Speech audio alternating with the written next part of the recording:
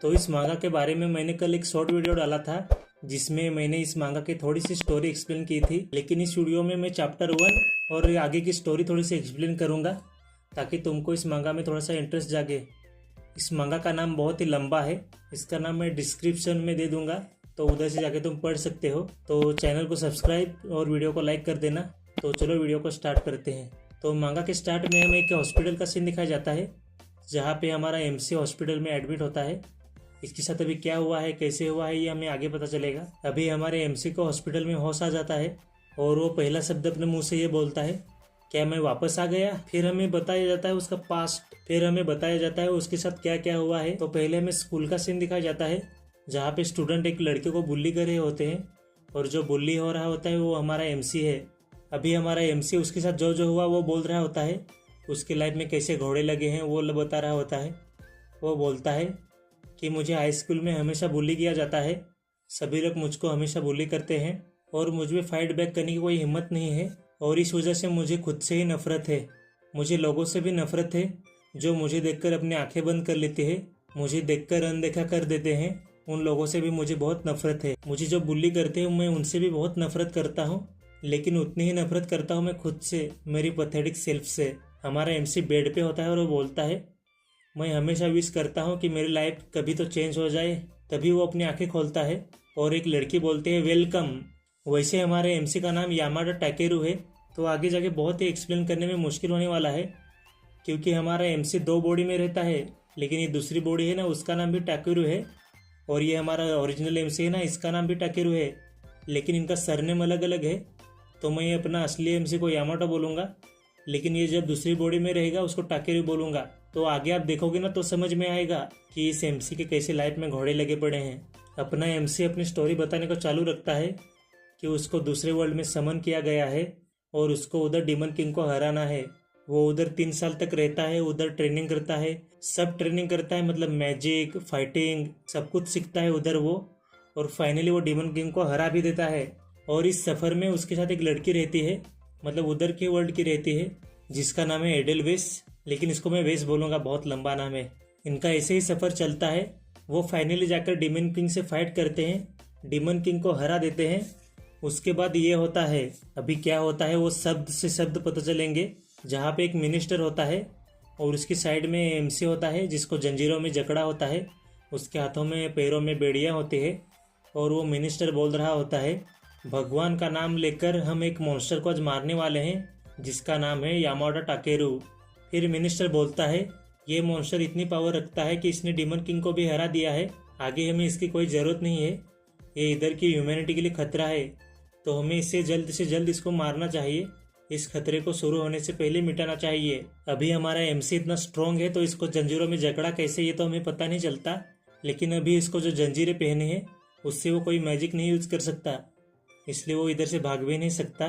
हमारा एमसी मतलब यामाटो मन में सोच रहा होता है, मुझे एक बीस्ट की तरह ट्रीट किया जा रहा है, हालांकि मैंने इनकी ही मदद की है, लेकिन सभी लोग मुझ पे अभी हेट कर रहे हैं। फिर मिनिस्टर उधर जमे हुए लोगों से बोलता है, हमारे हीरो को जिसने डीमन लॉर्ड को हराया उसके लिए कोई लास्ट शब्द, कोई लास्ट वर्ड। तो सभी लोग चिल्ला के बोलते हैं, सभी लोग बोलने लगते हैं चिल्ला चिल्ला के कि मार दो, इस मॉन्स्टर को मार दो, इसको जिंदा रहने का कोई हक नहीं है। सब मतलब गाड़ियों से मार देते हैं उसको, आधा दो। हालांकि इसने उनकी मदद की होती है डीमन लॉर्ड को हरा के, लेकिन मैंने जहाँ तक मांगा पड़ा है इन लोगों को अपने किए की सज़ा मिलती है बराबर। अगर इस वीडियो पे अच्छा सपोर्ट मिला तो मैं उधर तक जाऊँगा। इसके 57 चैप्टर आए हैं और 57 चैप्टर मैंने पूरे पढ़ लिए हैं। मस्त, बहुत अच्छी स्टोरी है, बहुत ही अच्छा कैरेक्टर है ये अपना, स्टोरी है अच्छी है, कॉमेडी अच्छी है।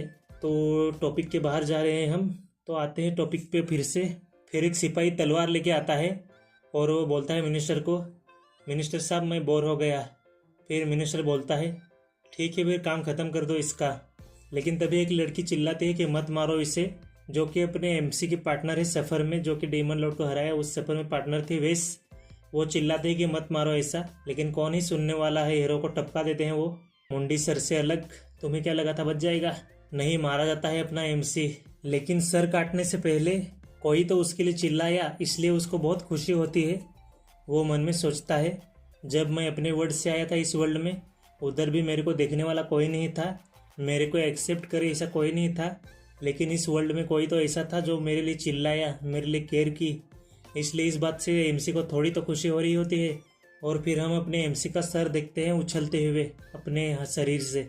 मरते मरते अपना एमसी फिर भी मन में ही सोच रहा होता है, हाँ मेरी ज़िंदगी इधर थोड़ी तो सुकून से भरी थी, जापान से अच्छी थी, ऐसा इधर कोई तो केयर करता था इसकी। इसलिए उधर से सीन शिफ्ट होता है, हमें वापस आते हैं हॉस्पिटल में, जहाँ पे हमारे एमसी की आंखें खुलती हैं। और फिर से मन में वो बोलता है, क्या मैं जापान में वापस आ गया? क्या मैं अपनी पहली दुनिया में वापस आ गया? क्या सच में मैं वापस आ गया? उसको भी खुद पे यकीन नहीं हो रहा था कि वो वापस आ गया, कि वो किधर आ गया। लेकिन आसपास पड़े इक्विपमेंट को देखकर उसको लगता है कि वो वापस आ गया होगा, जापान में है ऐसा। हाँ लेकिन मैं तो मर गया था ना। क्या वो 3 साल मैंने बिताए वो सपना था? नहीं, लेकिन वो तो सच में थे। क्या मैं सच में मरा भी हूँ? इस चीज़ के बारे में सोचना ही बेकार है, जो चीज़ मैं अभी समझ ही नहीं पा रहा हूँ। सबसे पहले मेरी सिचुएशन क्या है वो मेरे को समझना पड़ेगा। मैं किधर हूँ, कैसे हूँ, क्यों हूँ, ये मेरे को समझना पड़ेगा। फिर बाकी का बाद में देख लेंगे। तभी वो खिड़की के ग्लास में अपना चेहरा दिखता है, तो उसका चेहरा पूरा चेंज हो चुका होता है। वो खुद को ही कांच में देखकर बोलता है, कौन है ये? और फिर वो बेड से उठता है तो वो जमीन पे गिर जाता है। तभी उसको पता चलता है उसके शरीर के बहुत ही बोन्स टूट चुके हैं, उसका शरीर पूरा टूट चुका है। तभी वो खुद पे रिकवरी मैजिक यूज करता है, तो वो खुद रिकवर हो जाता है। अब मतलब हमारा एमसी इस वर्ल्ड में भी मैजिक यूज कर सकता है, जो कि वो डिमन लॉर्ड कह रहा है ना, उस समय में यूज कर सकता है वो। मतलब एमसी बहुत ही स्ट्रॉन्ग होने वाला है हमारा इस स्टोरी में, तो देखने में बहुत ही मजा आने वाला है। उस खुद को हील करने के बाद वो मन में बोलता है कि मेरा दर्द चला गया। मतलब इस वर्ल्ड में भी मैजिक यूज होता है, इसका मतलब मैं मैजिक यूज कर सकता हूँ। इसका मतलब ये सपना नहीं है, लेकिन मेरे को ये सपना ही लग रहा है। क्या मैं सपने में हूँ अभी कि नहीं हूँ? तभी हमारी एमसी की माँ आती है और डॉक्टर आते हैं। हमारे एमसी की माँ जोर से चिल्लाती है, टाकेरू। इसका नाम भी टाकेरू है, और वो दूसरे एमसी का भी नाम टाकेरू था, लेकिन टाकेरू यामाटो था, और इसका सरनेम अलग है। इसका सरनेम हमें बाद में पता चलेगा। तो एमसी के माँ बोलती है, तुम ठीक हो गए? तुम्हारे बोन में तो बहुत जगह फ्रैक्चर था, तुम इतनी जल्दी चल कैसे पा रहे हो? अभी हमारा यामाटो टाकेरू की बॉडी में है। अभी यामाटो को इस टाकेरू के बारे में कुछ भी नहीं पता कि कौन माँ है, कौन दोस्त है, उसका कोई नहीं पता है। अभी वो मन में बोलता है, शायद ये औरत इस लड़के की माँ है और ये डॉक्टर है। टाकेरू की माँ बोलते हैं कि वो बुल्ली कौन थे। अभी इसको तो पता ही नहीं कि वो बुल्ली कौन थे, तो वो याददाश्त जाने की एक्टिंग करता है। वो मन में बोलता है, मुझे तो बुल्ली के बारे में किसी का पता नहीं है, मुझे अभी याददाश्त जाने की एक्टिंग करनी पड़ेगी। और फिर हमारा एमसी उसकी माँ को देखकर बोलता है, कौन हो तुम? वैसे कौन हो तुम? फिर उसको पता चलता है मतलब उसकी माँ ने बताया होता है कि तू अपने दोस्तों के साथ ऊपर छत पे खेल रहा था, फिर तू नीचे गिर गया और तू इधर हॉस्पिटल में आ गया ऐसा, और तेरी भी याददाश्त चली गई। फिर डॉक्टर उसको देख रहे होते हैं। डॉक्टर बोलते हैं, क्या तुम्हें पता है कि तुम्हारा नाम क्या है? तुम्हारा नाम है कुसानागी टाकेरू। तो अभी मैं इसको कुसानागी बोलूँ या टाकेरू बोलूँ? फिर डॉक्टर बोलता है, मेरे को यकीन नहीं हो रहा है तुम्हारी जख्म इतनी जल्दी ठीक हो गया। यहाँ के हीलर के बस की भी बात नहीं है ये। फिर तुम्हारी इंजरी इतनी जल्दी हील कैसे हो गई? इधर तो किसी हीलर की बस की बात ही नहीं है ये। फिर टाकेरू को पता चलता है कि इस वर्ल्ड में भी हीलर एग्जिस्ट करते हैं, इस वर्ल्ड में भी मैजिक है, हीलिंग है, पावर है। तभी टाकेरू के डैड आते हैं चिल्लाते हुए, टाकेरू टाकेरू, और वो आके टाकेरू को गले लगा देते हैं। भाई मुझे टाकेरू बोलने में प्रॉब्लम हो रही है, इसलिए मैं कुसानागी बोल रहा हूँ अभी से। तो कुसानागी के पापा आ जाते हैं और वो कुसानागी को आके गले लगा देते हैं। इतने प्यार करने वाले लोग देखकर उसकी आंखें भर आती हैं, क्योंकि उसको 2 वर्ल्ड में गया है वो, मतलब पहले जापान में और दूसरे वर्ल्ड में, लेकिन उसको कोई प्यार करने वाला मिला ही नहीं है। कोई उसको प्यार ही नहीं करता था, बस उसका फ़ायदा देखते थे और फिर मार देते थे, ऐसा समझ लो। इसलिए ये सब अभी प्यार देखकर उसको बहुत ही अच्छा लगता है। एमसी के पापा बोलते हैं, कोई बात नहीं, अगर हम तुम्हें याद नहीं है, बस तुम जिंदा हो, इसी बात से हमें बहुत खुशी है। फिर कुसानागी वो ससली टाकेरू के बारे में सोचता है कि तुम बहुत ही प्यार से पले बड़े हो। फिर हॉस्पिटल में कुछ टेस्ट होते हैं, सब कुछ एमसी में नॉर्मल होता है अब, इसलिए उसको रिलीज किया जाता है, मतलब हॉस्पिटल से छुट्टी दी जाती है, क्या बोलूँगा मैं भी ऐसा ही। अभी कार में अभी जा रहे होते हैं घर की तरफ। अभी कार में बैठकर सब लोग अभी घर की तरफ जा रहे होते हैं, मतलब कुसानागी, उसके मम्मी और पापा। कार में जाते जाते वो कुछ बातें नोटिस कर रहा होता है। अभी इस वर्ल्ड की टेक्नोलॉजी बहुत ही एडवांस हो चुकी है और इधर सब लोग अभी जापानीज में बात कर रहे होते हैं, इसलिए जापान है। और जब वो असली यामाटो हमारा, जब वो दूसरे वर्ल्ड में समन हुआ था ना, तब साल चल रहा होता है 2000। अभी अब इधर आया है जापान में, तभी चल रहा है 2040। सोच सकते हो कितने साल का गैप चल रहा है अभी। फिर उसको अपने पापा और मम्मी से पता चलता है कि इधर भी गेट ओपन होते हैं और उसमें से मॉन्स्टर बाहर आते हैं और उनको हराने वाले हंटर्स होते हैं। तो कुसानागी की माँ बोलती है कि मैं भी हंटर बनूंगी। कुसानागी के पापा बोलते हैं कि नहीं, जाओगी मर क्या जाओगी, तो ऐसा सोचो भी मत, काम जो कर रही हो वही करो, हंटर के बारे में सोचो भी मत। तभी अचानक से उनके सामने एक गेट ओपन हो जाता है, उसमें से तुरंत मॉन्स्टर आ जाते हैं। मतलब सोलो लेवलिंग की तरह नहीं है ये, इसमें गेट ओपन हुआ कि मॉन्स्टर बाहर आ जाते हैं तुरंत। तो उनको हराने के लिए हंटर भी आएंगे, लेकिन अभी तुरंत ओपन हुआ है तो हंटर आने को तो टाइम लगेगा। अभी गेट ओपन हुआ है तो सभी मॉन्स्टर बाहर आ जाते हैं और हमला करने लगते हैं, आसपास तबाही मचाने लगते हैं। उनकी गाड़ी आगे बढ़ ही रही होती है और एक मॉन्स्टर उन पे हमला करने वाला होता है, लेकिन तभी हमारा एमसी गाड़ी को एकदम प्रोटेक्शन कवर से कवर कर लेता है और इस वजह से वो बच जाते हैं। फिर सभी लोग कार से निकल के भागने लगते हैं बाहर की तरफ, मतलब बाजू की तरफ भागने लगते हैं।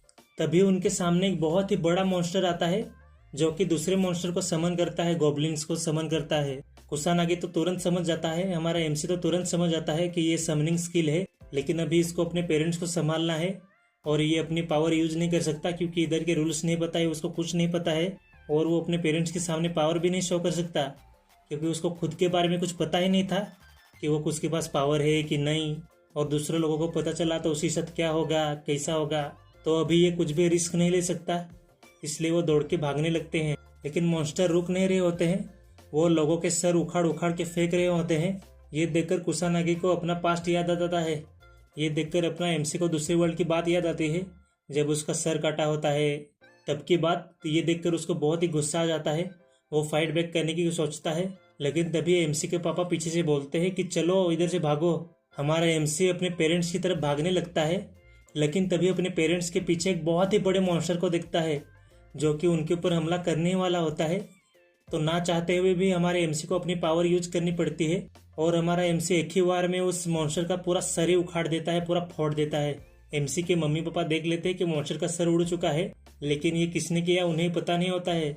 तो हमारा एमसी एक बहाना मार देता है कि इधर एक हंटर आ गया है, वो उधर मदद करने गया है, उसने ही मारा है इसको, तो हमें जल्दी से इधर भाग जाना चाहिए, चलो जल्दी चलते हैं इधर से। ये बात को सुनकर एमसी के मम्मी पापा भी मान जाते हैं क्योंकि जो मॉन्स्टर फटा था ना, उसके पीछे से हमला आया था।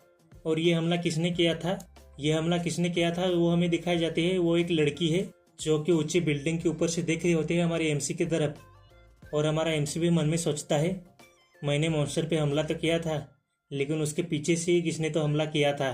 तभी वो ऊपर छत के ऊपर देखता है तो उधर एक लड़की होती है और वो लड़की भी हमारे एमसी को देख लेती है नीचे, तो उसने भी हमारे एमसी को देख लिया है। तो एमसी हमारा बोलता है आगे जाके बहुत ही दिक्कत होने वाली है। तो चैप्टर 1 इधर ही ख़त्म हो जाता है। शॉर्ट में मतलब थोड़ा आगे क्या होने वाला है ये बता देता हूँ। तो आगे जाके हमारा एमसी एक स्कूल में जाता है, हंटर स्कूल में। मतलब हमारे एमसी का भी गोल क्या होता है कि ये जिसकी बॉडी है ना उसको ही वापस करें और मैं वापस अपनी बॉडी में चला जाऊँ ऐसा। फिर बाद में इसको अपनी बॉडी के बारे में पता चलता है कि इसकी बॉडी के तो पहले भी घोड़े लग चुके हैं, ये बॉडी के तो पहले ही घोड़े लगे हैं, ये वापस कैसे करेगा। मतलब इधर हीरो की प्रॉब्लम सॉल्व करना बहुत ही मुश्किल है, लेकिन आगे कॉमेडी है, बहुत ही अच्छा है। तो पढ़ने में मेरे को बहुत ही मज़ा आया। अगर आपको अच्छा लगा ये एक्सप्लेनेशन तो वीडियो को लाइक, चैनल को सब्सक्राइब, और मिलते हैं अगले वीडियो में। इसका अगला पार्ट चाहे तो जल्दी कमेंट कर देना। तो मिलते हैं अगले वीडियो में। Thank you.